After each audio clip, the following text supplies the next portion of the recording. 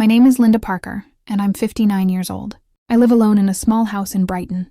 My husband passed away 8 years ago. Since then, life has been quiet. Maybe too quiet. I have one son, Daniel. He moved to Canada years ago. Now he lives there with his wife and 2 children. He has a big home, a good job, and a happy family. I'm glad for him, but I miss him terribly. Every morning I wake up early. I sweep the floors, make breakfast, and talk to myself just to break the silence. Evenings are lonelier. No one visits. Sometimes Daniel sends me money. Sometimes he calls and says, "Mother, I'll come soon." But that soon never really comes. Still I wait, because that's what mothers do. They wait and they love, no matter what. I keep Daniel's childhood photos in my bedroom.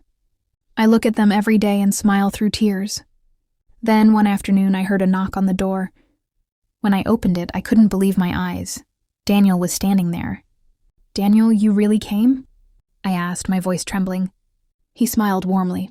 "Yes, Mother. I missed you." Tears filled my eyes as I hugged him tightly. I made tea for him and we talked for hours. I asked about Sarah and the children. He said they were all fine. Then I asked, "Why did you suddenly come?" He said softly, "You live here alone, Mother.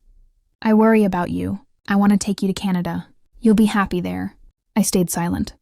He continued, "This house is old, and you're getting older too.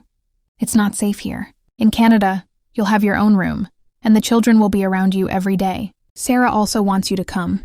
That night I couldn't sleep. My heart was torn. I didn't want to leave the home where I was born, where I got married and where my husband once lived.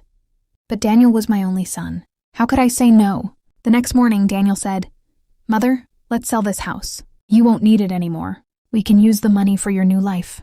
He looked so happy, so sure that I agreed. I sold my home. Daniel handled everything and kept the money safely, or so I thought. I packed my bag and we went to the airport together. I felt sad to leave my past behind, but I was also hopeful. I was finally going to live with my son. At the airport, Daniel said, "Mother, please sit here. I'll bring a wheelchair for you. The gate is far." I nodded and sat down. 5 minutes passed, 10, then 30. He didn't return. I began to worry. I looked around, hoping to see his face in the crowd, but he was nowhere. After almost an hour, a police officer approached me kindly. "Ma'am, are you waiting for someone?" "Yes," I said. "My son went to get a wheelchair. We're flying to Canada. He asked to see Daniel's photo and my ticket." I showed him both. He nodded and said, "Please wait here.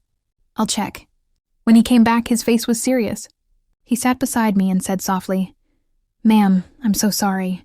Your son boarded the flight alone. The plane has already taken off." For a moment, my world stopped. "No, that can't be true," I whispered. "Daniel loves me. He said we're going together." The officer's eyes softened. "I saw him myself," he said quietly. Tears rolled down my cheeks. I couldn't speak.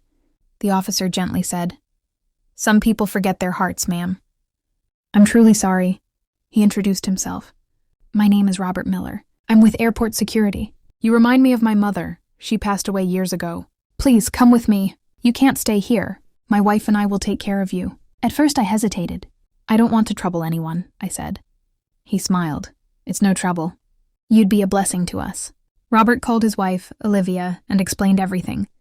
I could hear her voice through the phone, gentle and warm. "Yes, please bring her home," she said. That night I stayed with them. Olivia cooked dinner and spoke to me kindly.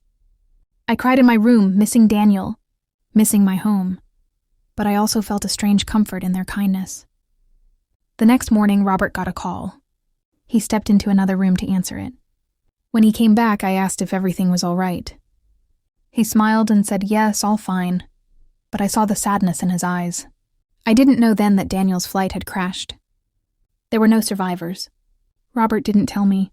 He knew a mother's heart can still love, even when it's been broken. Days turned into weeks. I stayed with Robert and Olivia. They took care of me like their own mother. Robert drove me to the doctor, bought my medicine, and always made sure I was smiling.